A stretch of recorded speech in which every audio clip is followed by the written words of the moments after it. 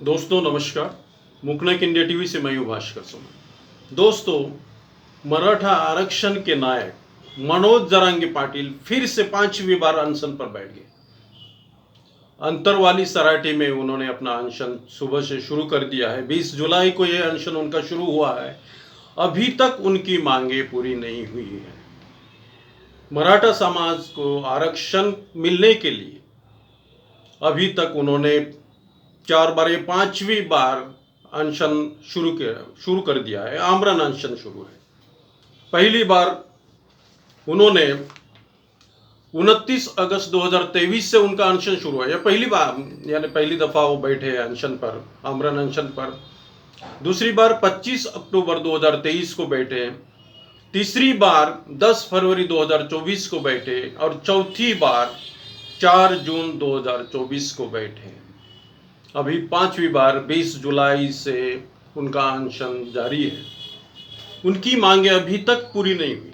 महाराष्ट्र सरकार भी कभी कभी यानी अनदेखी कर रहा है, तो सेंट्रल गवर्नमेंट, भारत सरकार भी उनके मांगों की अनदेखी कर रहा है। क्या है उनकी मांगे?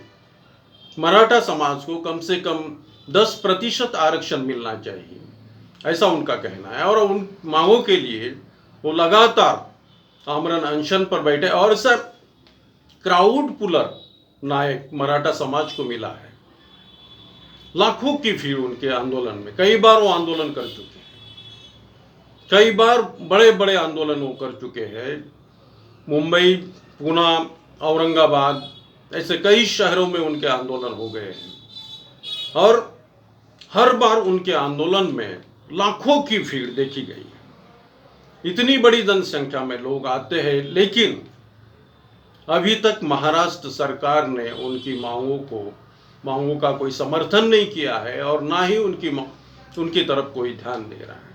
और दूसरी बात, अभी जो इलेक्शन आ रहा है अक्टूबर और नवंबर में, विधानसभा के इलेक्शन हो रहे हैं, महाराष्ट्र के विधानसभा के इलेक्शन हो रहे हैं और अभी उन्होंने कमर कस ली है कि 288 सीटें जो है महाराष्ट्र में, सभी सीटों पर वो अपने उम्मीदवार लड़ाना चाहते हैं।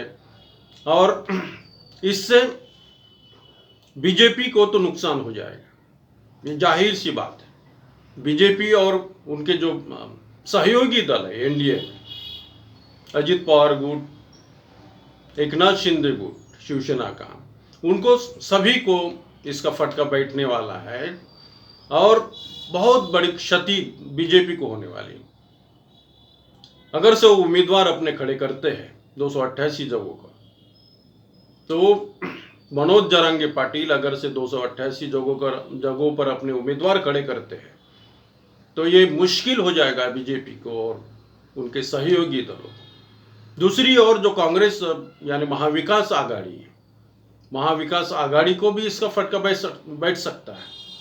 अगर से वो लड़ाते हैं अपने उम्मीदवार, फिर भी कमोबेश नुकसान महाराष्ट्र विकास आघाड़ी का भी हो जाएगा, ऐसा अभी यानी लग रहा है, ऐसे आसार दिखाई दे रहे हैं। दूसरी ओर देखा जाए तो मनोज जरांगे पाटिल एक बहुत बड़ी इमेज लेकर उभरे हैं। उनकी हर बात एक न्यूज़ बनकर सामने आती है और लाखों की भीड़, अगर से उन्होंने आवाज़ दी तो लाखों की भीड़ वहाँ पर तैयार हो जाए। इतना बड़ा समाज अभी उनके पीछे है, नवयुवक, युवा, बेरोजगार उनके पीछे हैं। तो इतनी बड़ी जनसंख्या जो है, इतनी बड़ी तादाद में लोग आते हैं आंदोलन में उनके, तो जाहिर सी बात है कि वो कुछ ना कुछ इफेक्ट विधानसभा के इलेक्शन में होने वाला और इसकी जो क्षति है वो बीजेपी को भुगतनी पड़ेगी। इतना बड़ा, अगर से मनोज जरांगे पाटिल जरा भी पीछे हटते हैं तो फिर ये समाज जो है, मराठा समाज, टूटकर बिखर जाएगा और फिर संभलना मुश्किल हो जाएगा। धन्यवाद।